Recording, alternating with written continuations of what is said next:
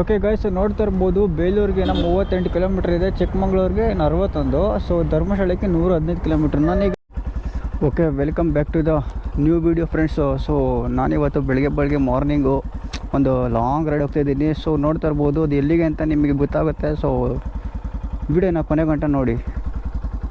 ನೋಡ್ತಾ ಇದ್ದಾರೆ ಇವತ್ತು ಏನಪ್ಪ ಬೆಳಗ್ಗೆ ಮಾರ್ನಿಂಗು ಎಲ್ಲಿ ಹೋಗ್ತಿದ್ದೀನಿ ಅಂತ ನೋಡ್ತಿದ್ದೀರಾ. ಸೊ ಟೈಟಲ್ಲು ತಮ್ಮನೇಲಿ ನೋಡಿ ಗೊತ್ತಾಗಿರುತ್ತೆ ನಿಮಗೆ ಎಲ್ಲಿ ಹೋಗ್ತಿದ್ದೀನಿ ಅಂತ ನಾನು. ಸೊ ವಿಡಿಯೋ ಫುಲ್ಲು ಕ್ರೇಜಿಯಾಗಿದೆ. ಸೊ ವಿಡಿಯೋನ ಕೊನೆ ಗಂಟೆ ನೋಡಿ ಮತ್ತು ಎಲ್ಲಿ ಸ್ಕಿಪ್ ಮಾಡಬೇಡಿ. ಸೊ ವಿಡಿಯೋ ಇಷ್ಟ ಇದ್ದರೆ ಲೈಕ್ ಮಾಡಿ, ಸಪೋರ್ಟ್ ಮಾಡಿ. ಓಕೆ ಗೈಸ್, ಈ ತುಮಕೂರು ನೆಲಮಂಗಲ ಚೆಕ್ ಪೋಸ್ಟ್ ಬಿಡುತ್ತಲ್ಲ, ಸೊ ಫ್ಲೇವರ್ ಮೇಲೆ ಹೋಗಬಾರ್ದು.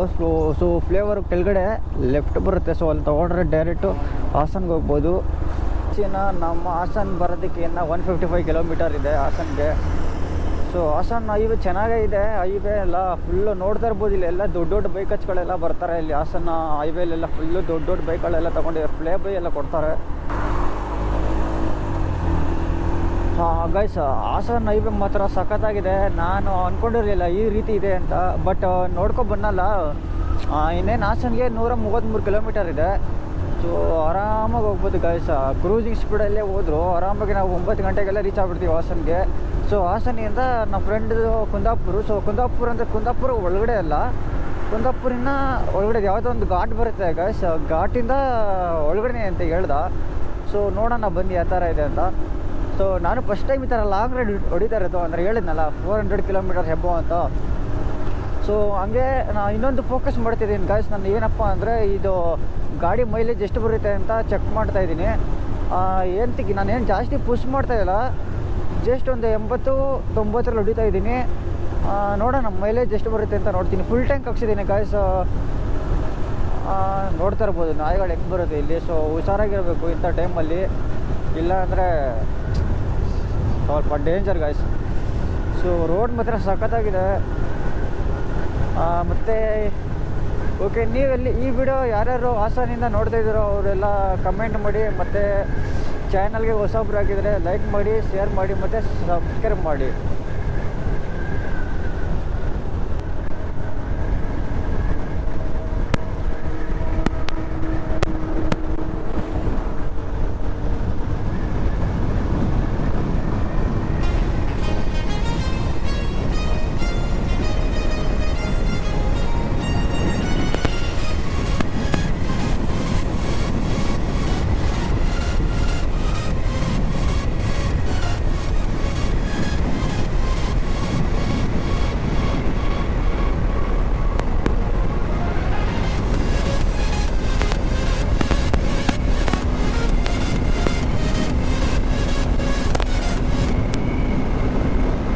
ಗಾಯ್ಸ್, 90 ಎಬೋ ಎಲ್ಲ ಹೊಡೆದ್ರೆ ಮೈಲೇಜ್ ಬರೋಲ್ಲ. ನಿಮಗೆ ಇನ್ನೊಂದು ಹೆಂಗೆ ಗೊತ್ತಾ ಟಿಪ್ಸ್ ಇದರಲ್ಲಿ, ಇಲ್ಲಿ ಎಕಾನಮಿ ಅಂತ ಕಾಣಿಸ್ತಿದೆ ನಿಮಗೆ ಕೆಳಗಡೆ.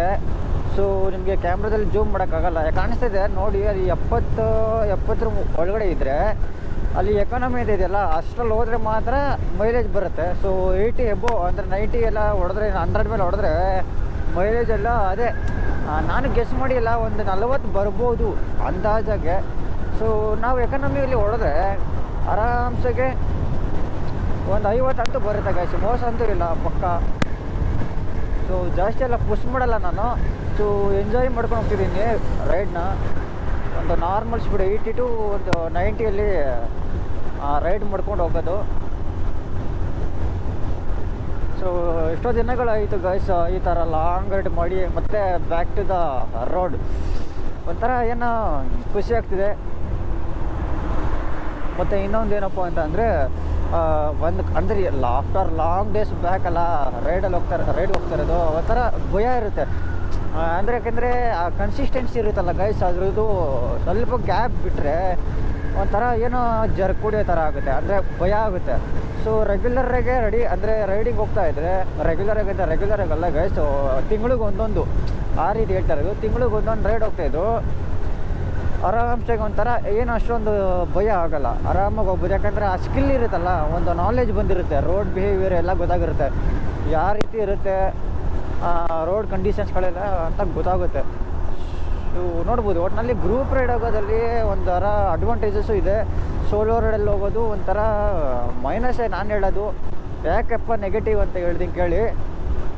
ಸೊ ಅಂದರೆ ಬ್ಯಾಕಪ್ ಏನು ಇರೋಲ್ಲ ಗೈಸ್, ಗೊತ್ತು ನಿಮಗೆ, ನಾನೇನು ಅಷ್ಟೊಂದು ಡೀಪಾಗೆಲ್ಲ ಒತ್ತಿ ಹೇಳಲ್ಲ. ಅದೇ ಗೈಸ್, ಇವಾಗ ಪ್ಲಸ್ ಪಾಯಿಂಟ್ ಹೇಳ್ತೀನಿ ಕೇಳಿ. ಈ ಗ್ರೂಪ್ ರೈಡ್ ಹೋದರೆ ನೀವು ಆರಾಮಾಗೆ ಗ್ರೂಪ್ ಜೊತೆ ಮಾತಾಡ್ಕೊಂಡು ಹೋಗ್ಬೋದು. ಸೊ ಮ್ಯಾಪು ಒಬ್ರದ್ದು ಫೋನ್ ಇಲ್ಲ ಅಂತಂದ್ರು ಇನ್ನೊಬ್ರದ್ದು ಅಂದರೆ ಡೈರೆಕ್ಷನ್ ಅವ್ರು ಫಾಲೋ ಮಾಡ್ಕೊಂಡು ಹೋಗ್ಬೋದು. ಸೊ ನೋಡಿ, ಈಗ ನಾನು ಮ್ಯಾಪ್ ಹಾಕಿದ್ದೀನಿ, ಚಾರ್ಜು ಅದು ವೇಸ್ಟು, ಎಲ್ಲಿ ಗಂಟೆ ಹೋಗುತ್ತೋ. ನನ್ನಲ್ಲಿ ಪವರ್ ಬ್ಯಾಂಕ್ ಇದೆ, ತಂದಿದ್ದೀನಿ. ಬಟ್ ನೋಡೋಣ ಅದು ಎಲ್ಲಿ ಗಂಟ ಬರುತ್ತೋ ಅಲ್ಲಿ ಗಂಟ ಡ್ರೈವ್ ಮಾಡೋದು. ಸೊ ನೋಡ್ತಾ ಇರ್ಬೋದು, ಹತ್ರ ಇದ್ದೀವಿ, ತುಮಕೂರಿಗೆ ಹಿಂಗೆ ಹೋಗ್ಬೋದು.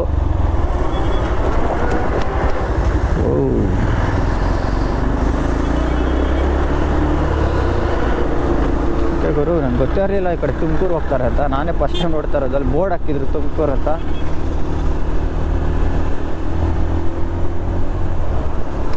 ನಿಜ, ನಾನು ಈ ಥರ ಇದೆ ಅಂದ್ಕೊಂಡಿರಲಿಲ್ಲ. ಹಾಸನ ಹೈವೇ ಮಾತ್ರ ನೆಕ್ಸ್ಟ್ ಲೆವೆಲ್ ಗುರು. ಇನ್ನೊಂದು ನಮ್ಮೂರು ರೋಡು ನೋಡಿದರೆ ನೀವು, ದುರ್ಗ 3 ವೇ, ಇದು ಡಬಲ್ ವೇ ಇದ್ದರೂ ಅಷ್ಟೊಂದು ರಸ್ಸಿ ಇಲ್ಲ, ಕ್ರೌಡು ಇಲ್ಲ. ಸೊ ನನಗೆ ಗೊತ್ತಿಲ್ಲ, ಮಾರ್ನಿಂಗ್ ಬಂದಿರೋದಕ್ಕೇನೋ ನನಗೆ ಆ ಥರ ಅನಿಸ್ತಿದೆ. ಬಟ್ ಆಫ್ಟರ್ 9 ಆದಮೇಲೆ ಏನಾಗುತ್ತೋ ಗೊತ್ತಿಲ್ಲ, ಅಂದರೆ ರಶ್ ಇರುತ್ತೋ ಇಲ್ಲಿ ಏನೋ ಗೊತ್ತಿಲ್ಲ. ಒಟ್ಟಿನಲ್ಲಿ ರೋಡ್ ಮಾತ್ರ ಅಲ್ಟಿಮೇಟ್ ಆಗಿದೆ. ಸೊ ಏನು ಮಾಡೋಕ್ಕಾಗಲ್ಲ ಗಾಯ್ಸ್. ಇಲ್ಲಿ ನನಗೆ ಗಾಡಿ ಮೇಲೆ ಚಚ್ಚು ಈ ಥರ ಖಾಲಿ ರೋಡ್ಗಳು ಇದ್ದರೆ ನಿಜ ಗಾಡಿನ ಫುಲ್ಲು ಚಚ್ಚಾಕ್ಬಿಡೋಣ ಅನಿಸುತ್ತೆ. ಅಂದರೆ ಚಚ್ಚಾಗೋಣ ಅಂದರೆ ಲೋಕಲ್ ಲ್ಯಾಂಗ್ವೇಜಲ್ಲಿ ನಾನು ಬಳಸ್ತಾರದು. ಫುಲ್ಲು ಗಾಡಿದು ಎಲ್ಲ ಏನೇನಿದೆ ಪವರ್ ಅದ್ರ ಎಲ್ಲ ಡೆಲಿವರಿ ಮಾಡಿಕೊಟ್ಬಿಡೋಣ ಅನಿಸುತ್ತೆ. ಬಟ್ ಸೇಫಾಗೆ ಹೋಗಬೇಕು, ಯಾಕಂದರೆ ನಾವು ಹೋಗ್ತಾಯಿರೋದು 400 ಕಿಲೋಮೀಟ್ರು ಪ್ಲಸ್ಸು. ಸೊ ಸೇಫಾಗಿ ಹೋಗಿ ಸೇಫಾಗಿ ಬರಬೇಕು, ಅದೇ ನಮ್ಮ ಮೈಂಡಲ್ಲಿರೋದು. ಮತ್ತು ಅಲ್ಲಿನ ನಿಯರ್ ಪ್ಲೇಸಸ್ಗಳೆಲ್ಲ ನಿಮಗೆ ತೋರಿಸ್ತೀನಿ ಗೈಸ್. ಸೊ ಕುಂದಾಪುರ ಮತ್ತು ಉಡುಪಿ ಹತ್ತತ್ರ ಇದೆ. ಕುಂದಾಪುರ ಟು ಉಡುಪಿಗೆ ಒಂದು 35 ಕಿಲೋಮೀಟ್ರ್ ಇದೆ ಗೈಸ್ ಅಷ್ಟೇ. ಈಗ ಅಲ್ಲಿ ಎಷ್ಟೊಂದು ಇದೆ ಪ್ಲೇಸಸ್ಗಳು. ನೋಡೋಣ ಎಷ್ಟಾಗುತ್ತೋ ನನಗೆ ಅಷ್ಟನ್ನ ನಿಮಗೆ ಎಕ್ಸ್ಪ್ಲೋರ್ ಮಾಡೋಕ್ಕೆ ಟ್ರೈ ಮಾಡ್ತೀನಿ. ಫೈನಲಿ ಗೈಸ್ ನಾವು ಹಾಸನಾಗ ಬಂದಾಯಿತು. ಅಂದರೆ ಹಾಸನ್ಗಿನ್ನ 4 ಕಿಲೋಮೀಟ್ರ್ ಇದೆ, ಅಂದರೆ ನಾನು ರೈಟ್ ತೊಗೋಬೇಕಾಗಿತ್ತು. ಸೊ ಹಾಸನ ಮೇಲೆ ಹೋದರೆ ಆ ಕಡೆಯಿಂದ ಇದು ಲೇಟಾಗುತ್ತೆ. ಸೊ ಅದಕ್ಕೆ ನಾನು ಹಿಂಗೆ ಡೈರೆಕ್ಟ್ ಫ್ಲೇವರ್ ಮೇಲೆ ಹೋಗ್ತಿದ್ದೀನಿ. ಸೊ ಇದು ಡೈರೆಕ್ಟ್ ಎಲ್ಲಿಗೆ ಹೋಗುತ್ತಪ್ಪ ಅಂದರೆ ಈ ಬೇಲೂರು ಎಲ್ಲ ಇದೆಯಲ್ಲ, ಬೇಲೂರು ಮತ್ತು ಈ ಶೃಂಗೇರಿ ಆ ರೂಟಲ್ಲಿ ಹೋಗುತ್ತೆ ಈ ಸ್ಟ್ರೈಟ್ ರೋಡು. ಸೊ ಇನ್ನು ಎಕ್ಸಾಕ್ಟ್ ಟೈಮ್ ಅಂದರೆ ನಾನು ಕುಂದಾಪುರಕ್ಕೆ ರೀಚ್ ಆಗಬೇಕಂತ ಅಂದರೆ ಹತ್ತತ್ರ 2:30 ಇಲ್ಲ ಅಂದರೆ 3 o'clock ಆಗ್ಬೋದು. ಸೊ ಇನ್ನು 209 ಕಿಲೋಮೀಟರ್ ಇದೆ, ಅಂದರೆ 209 ಕಿಲೋಮೀಟರ್ ಇದೆ ಗೈಸು. ಸೊ ನೋಡಬೇಕು, ಆದಷ್ಟು ಪೋಸ್ಟ್ ಮಾಡೋಕ್ಕೆ ನೋಡ್ತೀನಿ, ಬಟ್ ಜಾಸ್ತಿ ಓವರ್ ಪೋಸ್ಟ್ ಮಾಡಲ್ಲ. ಯಾಕಂದರೆ ನಾವು ಬೇಗ ರೀಚ್ ಆಯ್ತು ಅಂದರೆ ಸ್ವಲ್ಪ ರೆಸ್ಟ್ ಮಾಡ್ಬೋದು. ಅದರಲ್ಲಿ ಚಾರ್ಜಿಂಗ್ ಬೇರೆ ಇಲ್ಲ, ಕಮ್ಮಿ ಇದೆ. ಆಮೇಲೆ ಅದೊಂದು ಟೆನ್ಷನ್ ಅಷ್ಟೇ, ಇನ್ನೇನಿಲ್ಲ. ಸೊ ನೋಡೋಣ ಗೈಸ, ಐ ಹೋಪ್ ಬೇಗನೆ ರೀಚ್ ಆಗ್ತೀವಿ ಅಂತ ಅಂದ್ಕೊಂಡಿದ್ದೀನಿ ನಾನು. ಓಕೆ ಗೈಸ್, ನೋಡ್ತಾ ಇರ್ಬೋದು, ಬೇಲೂರಿಗೆ 38 ಕಿಲೋಮೀಟ್ರ್ ಇದೆ, ಚಿಕ್ಕಮಂಗ್ಳೂರಿಗೆ 61. ಸೊ ಧರ್ಮಶಾಲೆಗೆ 115 ಕಿಲೋಮೀಟ್ರ್. ನಾನೀಗ ಮ್ಯಾಪಲ್ಲಿ ನೋಡಿದ್ರೆ ಹಿಂಗೆ ಹೋದರೆ 34 ಕಿಲೋಮೀಟ್ರ್ ತೋರಿಸ್ತಿದೆ. ಸೊ ರೈಟ್ ತೊಗೊಂಡ್ರೆ ಶಾರ್ಟ್ಕಟ್ ದಾರಿ ಇದೆ ಗೈಸ್. ಯಾವ ಕಡೆ ಹೋಗ್ಬೇಕಂತ ಗೊತ್ತಾಗ್ತಾ ಇಲ್ಲ, ಬಟ್ ಈ ಮ್ಯಾಪಲ್ಲಿ ಶಾರ್ಟ್ಕಟ್ ತೋರಿಸ್ತಿದೆ. ಆ ರೂಟಲ್ಲಿ ಹೋಗೋಣ, ನೋಡೋಣ ಯಾವ ಕಡೆ ರೋಡ್ ಕನೆಕ್ಟ್ ಆಗುತ್ತೋ ಅಂತ.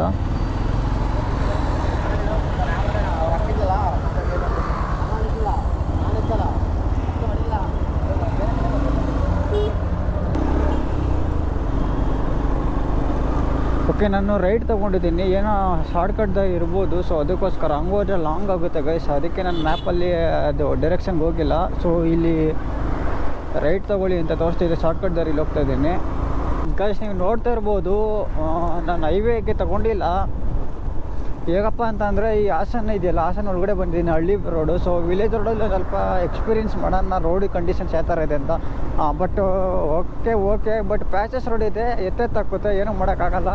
ಬಟ್ ವಿಲೇಜ್ ವೈಬ್ ಬೇಕಂತ ಅಂದರೆ ಈ ವಿಲೇಜ್ ರೋಡ್ಗೆ ಇಳಿಲೇಬೇಕು, ಇನ್ನೇನೇ ಇಲ್ಲ. ನೋಡಿ, ಇದೇ ನಾನು ಹೇಳಿದ್ದು, ಈ ಪ್ಯಾಚಸ್ ರೋಡ್ ಇರುತ್ತೆ. ಹಿಂಗಾಗದಾಗ ಗಾಡಿ ಚಕ್ ಅಂತ ಅಂದರೆ ಡಿಸ್ಕೋ ಡ್ಯಾನ್ಸ್ ಆಡುತ್ತೆ ಗಾಯ್ಸ್, ಅಷ್ಟೇ, ಇನ್ನೇನೇ ಇಲ್ಲ. ಮಾತ್ರ ಜಾಗ ಮಾತ್ರ ಸೈಗಾಗಿದೆ.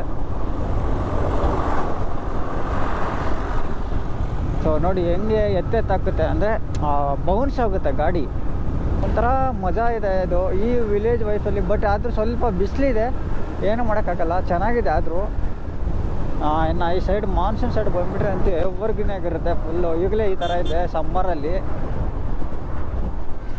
ಇನ್ನು ಇದ್ರಲ್ಲಿ ಬಂದುಬಿಟ್ರೆ ಅಂತೂ ಸಖತ್ತಾಗಿರುತ್ತೆ ಗೈಸ್.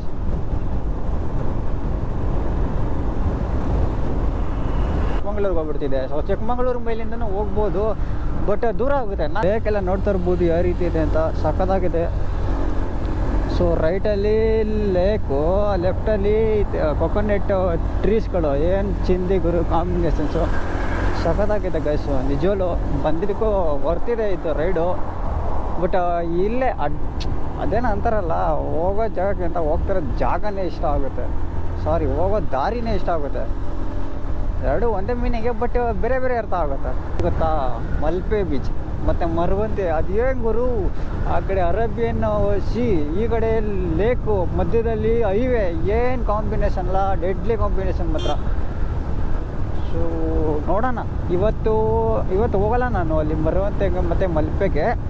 ಬಟ್ ಇವತ್ತು ಒಂದಿನ ರೆಸ್ಟ್ ಮಾಡಿ, ಅದೇ ನಾನು ಫ್ರೆಂಡ್ ರೂಮಲ್ಲೇ ಸ್ಟೇ ಮಾಡಿ, ನಾಳೆ ಮಾರ್ನಿಂಗು ಏನೇ ಇದ್ದರೂ ಮಾರ್ನಿಂಗ್ ರೈಡ್ ತೊಗೊಂಡು ಬೇಗ ಎಲ್ಲ ಕವರ್ ಮಾಡಬೇಕಂತ ಅಂದ್ಕೊಂಡಿದ್ದೀನಿ.